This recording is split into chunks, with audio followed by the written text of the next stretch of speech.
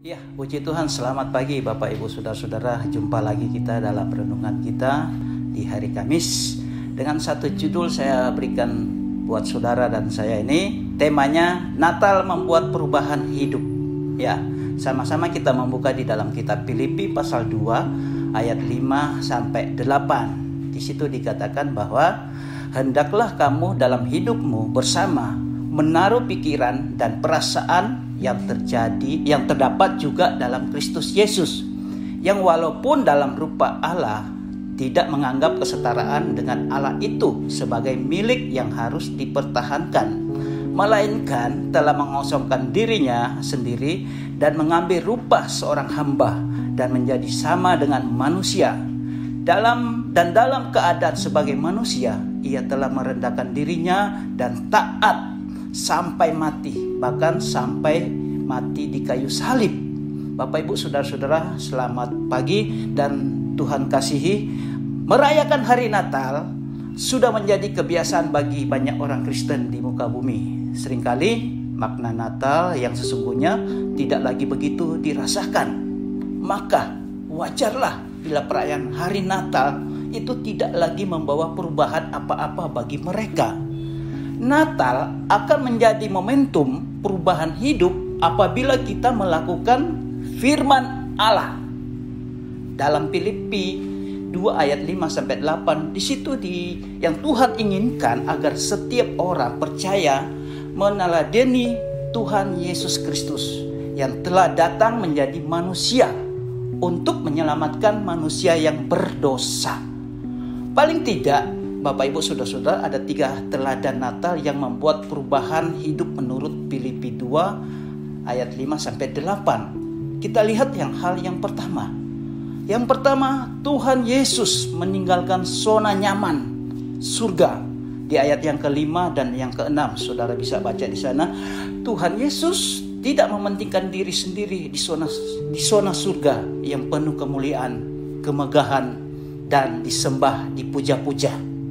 Ya, dia justru meninggalkan kejayaannya walaupun dalam rupa Allah tidak menganggap kesetaraan dengan Allah itu sebagai milik yang harus dipertahankan. Allah peduli dengan kehidupan manusia dalam Yohanes 3 ayat yang ke-16. Terutama setiap insan yang tidak diperhitungkan dipandang sebelah mata. Dalam Mika 5 ayat 1 sampai 7, saudara bisa baca di sana. Apabila setiap dipakainya aplikasi sebagai seorang orang yang telah lebih dahulu diselamatkan dan diperbaharui oleh Tuhan Yesus, kita seharusnya meneladani Tuhan Yesus dalam memikirkan orang lain dan bukan hanya memikirkan diri sendiri. Itu hal yang pertama Bapak Ibu Saudara-saudara.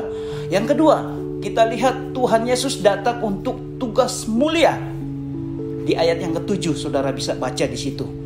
Hanya bayi Yesus yang dilahirkan langsung memiliki tugas atau pelayanan. Melekat di setiap nama, Immanuel, artinya Allah menyertai kita.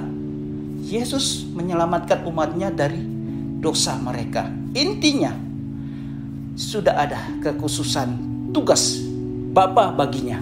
Mengosongkan dirinya sendiri dan mengambil rupa seorang hamba dan menjadi sama dengan manusia sampai titik terendah dan terhina juga saudara. Sang pencipta dalam Yohanes 1 ayat 1 sampai 12, di situ saudara, dia menyamakan dirinya dengan penciptaan. Inilah bukti pelayanan tertinggi Bapa melalui putranya. Nah, sekarang aplikasi. Tuhan Yesus datang ke dalam dunia untuk tugas mulia, yakni melayani. Saudara bisa baca di dalam Matius pasal 20 ayat yang ke-28. Ya, hal ini harus diteladani pula, sebab memikir orang lain secara abstrak, ya, tentu saja tidaklah cukup saudara, tetapi harus ada tindakan nyata untuk mewujudkannya. Mari Bapak Ibu Saudara-saudara, kita melayani dengan segenap hati, jiwa, kekuatan dan akal budi kita, serta sesuai dengan kemampuan dan talenta yang ada pada kita.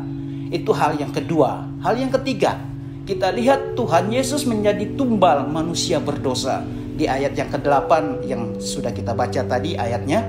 Zona nyaman di surga, lahir dari ciptaannya, yaitu Maria sendiri di kandang domba di Bethlehem. Nah, merasakan berbagai pergumulan sebagai manusia. Bedanya Tuhan Yesus tidak berdosa, Bapak Ibu Saudara-saudara. Nah, klimaksnya pengorbanan ialah sebagai tumbal di kayu salib karena dosa manusia. Ya, Bapak Ibu Saudara-saudara, pelayanan yang berarti senantiasa menuntut adanya pengorbanan. Ya, pengorbanan Kristus telah memberi kehidupan yang penuh pengharapan bagi manusia yang sudah tak berpengharapan. Ya, puji Tuhan Bapak Ibu Saudara-saudara, inilah renungan kita pada pagi hari ini. Tuhan Yesus memberkati. Saya ucapkan selamat Natal dan tahun baru. Sampai jumpa di tahun yang akan datang.